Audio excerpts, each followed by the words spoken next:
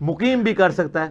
مسلم شریف میں 10 احادیث ہیں 1629 سے آنورڈ. میرا کلپ بھی ہے نمازوں کو جمع کرنا حرام سوالیہ نشان, وہ آپ دیکھ لیں تو آپ کو پتہ چل جائے گا. کتنے مسائل پتہ چل گئے. ٹھیک ہے جی, جھومیں جناب, علم دین حاصل کریں اور موجوں کی زندگی گزاریں. ٹھیک ہو گیا. اگلا سوال ہے علی بھائی, قرآن و سنت کے مطالعے سے تو ہمیں 3 طرح کی ذی شعور مخلوقات کا پتہ چلتا ہے, انسان, فرشتے اور جنات. کیا ان 3 مخلوقات کے سوا بھی کوئی اور مخلوقات موجود ہیں, مثلا ایلینز وغیرہ؟ اگر ہاں تو اس کی دلیل کیا ہے؟ ایلین یعنی خلائی مخلوق. ہاں جی. اچھا, پاکستان میں خلائی مخلوق کا اور مطلب ہے اور اس سوال میں خلائی مخلوق کا اور مطلب ہے. ایلینز کا اس طریقے سے ذکر تو قرآن و حدیث میں کہیں نہیں آیا جی. قرآن و سنت میں 3 طرح کی مخلوقات کا ذکر ہے. سورۃ الحجر میں, سورہ الرحمن کے اندر اور کئی صورتوں میں جنوں اور انسانوں کا ذکر ہے. بلکہ سورہ رحمان میں تو 31 ٹائمز اللہ تعالیٰ نے ان دونوں گروہوں کو ایڈریس کیا ہے. فَبِأَيِّ آلَاءِ رَبِّكُمَا تُكَذِّبَانِ, اے 2 بھاری گروہ ہو تم اپنے رب کی کس کس نعمت کو جھٹلاؤ گے اور کس کس قدرت کی نشانی کو جھٹلاؤ گے. کیونکہ دوزخ کی آیات میں آپ نعمت کا ترجمہ تو نہیں کریں گے نا. آلہ ویسے بھی کہتے ہیں قدرت کی نشانی. اس میں بھی آتا ہے نا, خلق الانسان من صلصال کالفخار, ہم نے انسانوں کو پیدا کیا کھنکھناتی ہوئی خشک مٹی سے. وخلق الجان من مارج من نار, اور جنوں کو پیدا کیا ہے آگ کی لپٹ سے.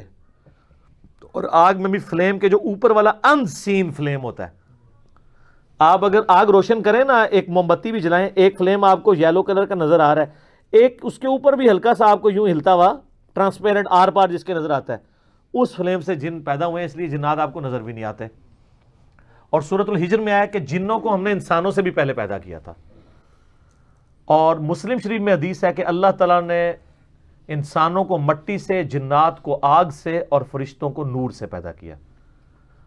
تو یہ 3 ذی شعور مخلوقات کا ذکر آتا ہے جن میں عقل ہے, جو اپنی مرضی سے کام کرتی ہیں. ان میں فرشتوں کی ایکسیپشن ہے کہ مرضی سے صرف وہی کام کرتی ہیں جو اللہ ان کو دیتا ہے, دوسرا نہیں. لیکن جن اور انسانوں کے پاس اختیار ہے, چاہے تو برائی کا راستہ اختیار کریں, خواہ وہ اچھائی کا راستہ اختیار کریں, وہ اللہ نے ان کو اختیار دیا ہوا ہے.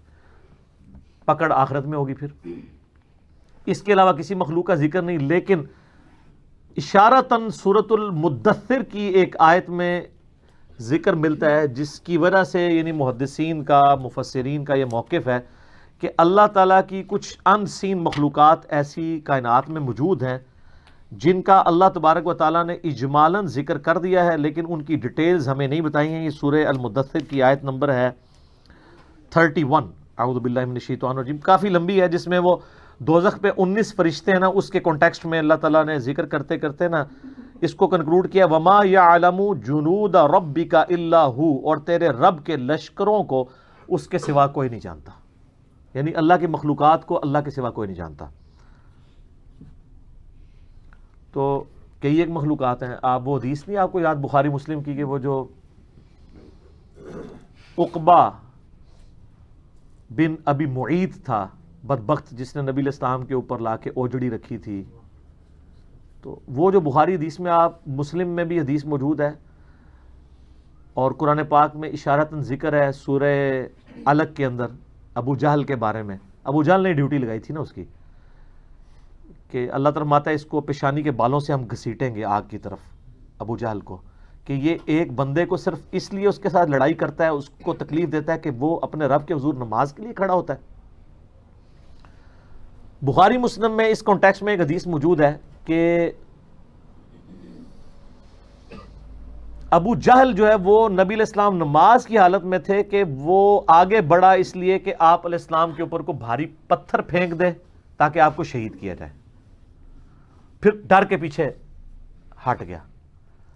تو بعد میں لوگوں نے پوچھا کیا ہوا, تو اس نے کہا کہ میرے اور نبی علیہ السلام کے درمیان ایک بہت بڑی کھائی حائل میں نے دیکھی, اور ایک میں نے پروں والی بڑی عجیب و غریب شکل کی مخلوق دیکھی, اور مجھے لگتا تھا میں ایک قدم آگے بڑھا تو یہ میرے تکہ بوٹی کر دے گی. یہ حدیث بخاری میں بھی ہے, مسلم میں بھی. اب وہ مخلوق کیا تھی؟ اللہ کی مخلوقات ہے. دوزخ کے اندر اللہ تعالیٰ نے جو انسانوں کے اوپر مخلوقات مسلط کرنی ہے, وہ سمجھانے کے لیے نا, کہ وہ اللہ تعالیٰ ماتا ہے کہ وہ اونٹ زرد اونٹوں کی مانند جو ہے وہ شعلے ہوں گے، پھر اژدہا کا ذکر موجود ہے، سانپوں کا ذکر موجود ہے بخاری مسلم کے اندر. وہ اللہ کو پتہ ہے کون کون سی مخلوقات. وہ یہ والے سانپ تو نہیں ہے، یہ سانپ تو آگ میں مر جائیں. وہ کون سے سانپ ہیں؟ تو اللہ تعالیٰ کی مخلوقات بے شمار ہیں. کوئی بندہ اس روئے ارض پہ آپ چھوڑ دیں ذی شعور کو، اس روئے ارض پہ مخلوقات سائنس نے آپ کو بتایا کتنی ہے. 2 ملین سپیشیز ہیں، 20 لاکھ مخلوقات صرف روئے ارض پہ ہیں. اور یہ وہ ہیں جو ڈسکور ہوئی ہیں. یہ کاؤنٹنگ تو چل رہی ہے. تو یہ آیت آپ کو سمجھ آئے گی تیرے رب کے لشکروں کو اس کے سوا کوئی نہیں جانتا. باقی جو فلموں میں اور کہانیوں میں اور افسانوں میں ایلین مخلوق کا ذکر کرتے ہیں، جی ادھر آئی، یہ کر گئی، وہ کر گئی، تو یہ تو ہالی ووڈ کی فلموں میں ہے. جب تک فزیکلی کوئی چیز سامنے نہیں آتی کوئی پروڈیوس نہیں کرتا. اور سر یہ کہانیاں آپ لوگ بھی کروا رہے ہوتے ہیں. خانہ کعبے میں ایک فرشتہ دیکھا گیا، وہ ایک کو روشنی سی نظر آتی ہے، تو وہ تو سر ہمارے سی سی ٹی وی کیمرے میں آپ کو چھوٹے چھوٹے وہ فرشتے نظر آ رہے ہیں. رات کے وقت اس ملک میں جو پولوشن ہے وہ اڑتی بھی جب آپ کو نظر آتی ہے، چونکہ یہ ایچ ڈی کیمرے لگے ہوئے ہیں نا، تو نائٹ ویژن کیمرے ہیں، تو آپ کو ذرات اتنے اڑتے ہوئے نظر آئیں گے. تو وہ مجھے جب بھائی پوچھتے ہیں کیا میں نے کہا فرشتے ہیں نا، یعنی انڈیا پاکستان بنگلہ دیش فرشتے نے، سائنس دی زبان فرشتے کوئی نہیں نے. یہ تو انہوں کہانی کرائے گی. فرشتے تو اپنی جگہ ایک مخلوقات ہیں، لیکن فرشتے جو ہیں وہ ایسی مخلوق ہیں کہ اللہ تبارک و تعالیٰ نے اس فزیکل ورلڈ سے ان کو ایک الگ مخلوق کے طور پہ رکھا ہوا ہے. اس فزیکل ورلڈ کی مخلوق نہیں ہے، اس لیے آپ کبھی دیکھ نہیں سکتے فرشتوں کو جب تک کہ وہ اس فزیکل ورلڈ کے جو قوانین ہیں ان کے مطابق انسانی شکل میں نہ آ جائے. جیسا کہ حدیث جبریل ہے، مسلم میں تو ڈیٹیل ہے، بخاری میں بھی ہے، جیسے جبریل علیہ السلام انسانی شکل میں آئے، سفید کپڑوں میں، کالے ان کے یعنی بال تھے، اور ایسے تھے کہ ان کے کپڑے کے لگتا تھا کہ کوئی سفر کے آثار بھی نہیں ہے، اور بندہ بھی کوئی آؤٹ اسٹیشن تھا. وہ جبریل علیہ السلام تھے. نبی علیہ السلام سے 1 to 1 سوال کر کے چلے گئے، گھٹنے سے گھٹنے ملا کے. تو اس طرح ہو سکتا ہے کہ فرشتہ انسانی شکل میں آ جائے. باقی یہ جو لوگ دعوے کرتے ہیں نا جی فلاں کو خضر مل گئے، فلاں کو فلاں بزرگ مل گئے، فلاں کو فلاں یہ ہو گیا، تو ساری کہانیاں ہیں سر. یہ تو کہانیاں اتنی ہیں، اور مجھے دکھ ہوتا ہے اس وقت جب ہمارے مذہبی طبقے کی طرف سے یہ چیزیں کہانیاں آتی ہیں. میں آپ کو پتا ہے سبز پگڑی والی جماعت کے ساتھ بھی رہا، میں رائے وینڈ والی جماعت کے ساتھ بھی رہا، اور جماعتوں کے ساتھ بھی، جدھر بھی میں گیا ہوں نا اس طرح کی کہانیاں مجھے ملی ہیں. میں حرم مکہ میں بیٹھا ہوا تھا، تو ایک تبلیغی جماعت کے بھائی تقریباً آدھا گھنٹہ میں نے دیکھا وہ یوں دعا کرتے رہے. اور آدھا گھنٹہ دعا کرنا بڑا کنوکشن والا ایمان والا بندہ ہی کر سکتا ہے. ابھی جمعے میں کافی ٹائم تھا، سلام پھیرا، تعارف ہوا، انڈیا کے تھے، تو کرتے کرتے تو وہ کہنے لگے یہ بھی جو ہمارا بنگلہ دیش والا اجتماع تھا نا، اس میں صحابہ کرام سمیت نبی علیہ السلام تشریف لائے تھے، لوگوں نے دیکھا ہے. یہ عام ہے، اس کو کہتے ہیں کارگزاری. کیوں سر؟ آپ تو خود جماعت میں ہے نا. یہ جماعت کے وہ رکن ہیں جو باغی نہیں ہے، بابی نہیں ہے، بس مانتے ہیں کہ یار یہ کہانی ہے، کرتے ہیں یہ لوگ. اور سر آپ کو بتاؤں، آپ سبز پگڑی والی جماعت میں نہیں رہے، وہاں پہ وہ دعوت اسلامی کی بہاروں کے نام سے چلتا ہے، یہاں کارگزاری کے نام سے چلتا ہے. اور اللہ معافی دے، یہ کارگزاریاں آپ کرسچنز کی جو جماعتیں نکل رہی ہیں ان سے بھی سنیں گے. کل کو یہ نہ ہو آپ کرسچن ہو جائیں جا کے. اور یہ کارگزاریاں آپ کو ہندوؤں میں بھی نظر آئیں گی. کتنے وہ لاکٹ کے اشتہار چل رہے ہوتے ہیں نا کہ جناب فلاں جگہ ایئر کریش ہوا، ایک بندہ بچا، اس نے وہ بھگوان والا لاکٹ پہنا ہوا تھا. تسی جناب وہ نالائن سی والے بیج بیچ دے ہو، وہ اپنے لاکٹ بیچ دینے. تو یہ بائی چانس بھی تو ہو سکتا ہے نا. یا تو یہ ہے کہ بھئی آپ ایک جہاز روانہ کریں جس پہ ساری سواریوں کو لاکٹ پہنائیں، اس کو گرائیں، اور کہ سارے بچ گئے، پھر منیں گے نا. ہاں کہانی تو پھر انج ہوتی، گورا تو پھر انج انالیسس کرتا ہے نا، بائی چانس نال تو نہیں ہوتا. یہ ساری کی ساری چیزیں کہانیاں، جھوٹ، اور یہ وہاں بھی ملتا ہے. میں آلموسٹ دعوت اسلامی کے اجتماع میں 6-7 کنٹینیوس اجتماعوں میں گیا ہوں. آلموسٹ ہر اجتماع کے بعد آتے تھے ایک اسلامی بھائی کا بیان ہے، نبی علیہ السلام خواب میں فرمایا جتنے لوگ اجتماع میں ہیں تمام کی مغفرت ہو گئی ہے. خوابوں کے اوپر سارے کام چل رہے ہیں. اور یہی رائے ونڈ میں آئے گا تو وہ کہیں گے جھوٹ ہے، رائے ونڈ والے کہیں گے یہ جھوٹ ہے، اور ہم کیا کہیں گے کہ دونوں ہی ایک دوسرے کو نیچا دکھانے کے لیے. او جی پنجے جو خون نکل آیا، تو وہ سب نکال سکتے ہیں. آج کل تو اتنے لوئین ہیں جو مرضی نکالتے رہے، آپ فزیکلی سامنے لائے نا. اچھا جی وہ بزرگ کی لاش فلاں جگہ سے سلامت کی راتوں رات شفٹ کر دی. راتوں رات کیوں شفٹ کی تھی؟ میں نے تو اس کا بڑا آسان فارمولہ دیا کہ لاش نکالنے کی ضرورت نہیں. جو اب بزرگ مر رہے ہیں بڑے بڑے, ان کو ایک ہفتے کے لیے رکھ دیں چوک میں دھوپ کے اندر, تو دیکھ لیتے ہیں کیا ہوتا ہے, پتہ چل جائے گا. تو عیدی والوں کے پاس کیوں رکھاتے ہیں؟ جتنے اولیاء اللہ کی لاشیں ہیں اگر وہ ڈلے ہو جنازہ تو وہ جا کے ادھر فریزر میں کیوں رکھواتے ہیں یار؟ انہوں نے تو قبر کے اندر نہیں گلنا, تو باہر رکھیں ان کو. وہ کسی کسی کا پروٹوکول ہے جس کو اللہ دے دے, یہ جنرل رول نہیں ہے. انبیاء کے لیے تو ڈیفینیٹ ہے, انبیاء کے بعد جس کے لیے اللہ چاہے. ورنہ میں نے ان کو کہا کہ کئی صحابہ اکرام ہیں جن کو وفات کے بعد ان کے جسم کا مسئلہ ہوا ہے تو ان کی لاش کی حفاظت تو نہیں ہوئی, ہوا ہے نا. رومن امپائرز کی جنگوں میں کئی صحابہ کو تیل کے کڑاہوں میں زندہ جلایا گیا, روسٹ کیا گیا ان کو, وہ تو نہیں بچے. سر دنیا بقدر ایفرٹ ہے. اس سے بھی بڑھ کے ابو عبیدہ ابن جراح طاعون کے مرض میں مبتلا ہو کے شہید ہوئے ہیں. سر طاعون کے مرض میں انسان کی کیا حالت ہوتی ہے؟ جسم کے اوپر پھوڑے نکلتے ہیں اور پھر تعفن پھیلتا ہے اور اس کی تکلیف کی وجہ سے انسان مر جاتا ہے. اتنے بڑے بڑے پھوڑے نکلتے ہیں. اور یہاں وہ جنید جمشید صاحب جب شہید ہوئے ایئر کریش میں تو کہتے ہیں دیکھو جی کیسی موت مرا ہے یہ. تو میں آپ سے پوچھتا ہوں ان کو تو چھوڑ دیں. ابو عبیدہ ابن جراح طاعون کے مرض میں فوت ہوئے, اور وہ شخص جس نے یرموک کے اندر رومن امپائر کو گھٹنے ٹیکنے پہ مجبور کیا, بیت المقدس جس کے ہاتھوں پہ فتح ہوا, اور حضرت عمر ان کو آخری وقت تک خط لکھتے تھے کہ تم واپس مدینے آؤ, میں اپنے بعد تمہیں خلیفہ بنانا چاہتا ہوں, لیکن وہ 18 ہجری میں شہید ہو گئے. اور جس کے بارے میں بخاری مسلم میں حدیث ہے ہر امت کا کوئی نہ کوئی امین ہے, اور میری امت کا امین ابو عبیدہ ابن جراح ہے. جس کے بارے میں مسلم شریف میں حدیث ہے, ام عائشہ کہتی ہیں کہ میرا خیال ہے کہ نبی علیہ السلام اگر اپنا خلیفہ کسی کو بناتے تو ابو بکر کو بناتے, اور ابو بکر کے بعد کسی کو بناتے تو عمر کو بناتے, اور عمر کے بعد کسی کو بناتے تو ابو عبیدہ کو بناتے. یہ مسلم شریف میں ہے. اور اس ابو عبیدہ کی موت کس طرح ہو رہی ہے؟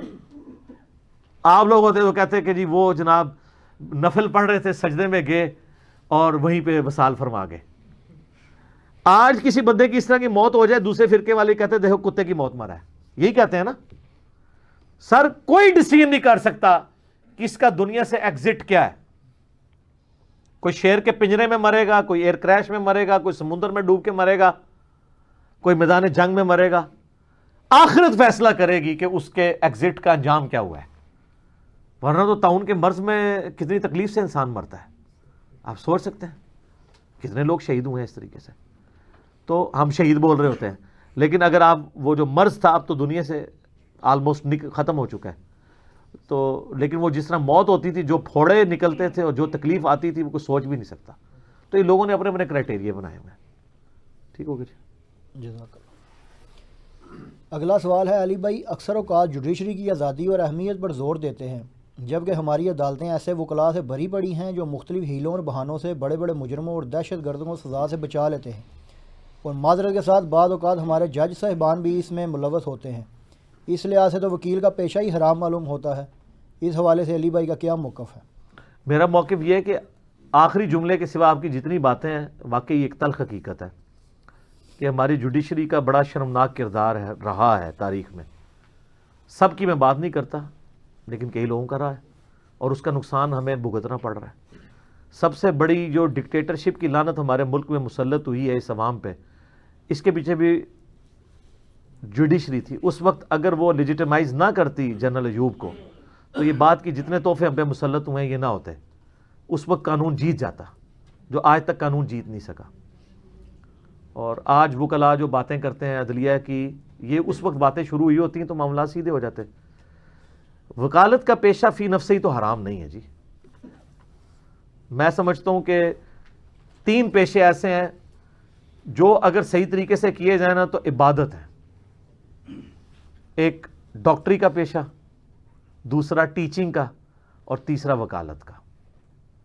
باقی جو فوج کا پیشہ ہے اس کے بارے میں تو کسی کو شک بھی نہیں نا کہ اگر وہ اللہ کی رضا کی خاطر کر رہے ہیں تو وہ تو اعلیٰ ترین درجہ ہے کہ ایک شخص اپنی جان لے کے اللہ کے حضور پیش ہو جاتا ہے بارڈر کے اوپر. اور جنگوں کے سوا بھی آپ کو تو پتہ نہیں ہے کہ ہمارے کئی فوجی جو ہیں وہ سانپ کے زہر کی وجہ سے بھی شہید ہو جاتے ہیں بر وقت اگر ویکسین نہ ملے.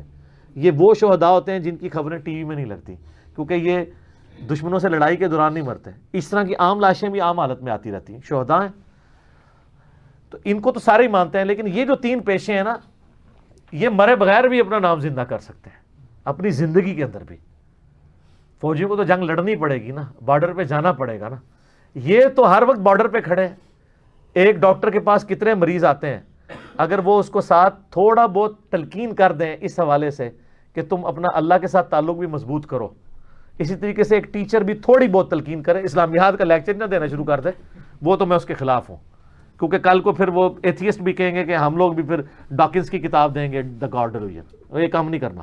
اچھا, اس طرح وکلاء جو ہے نا, یہ اگر غریبوں کے حقوق کے لیے واقعی لڑیں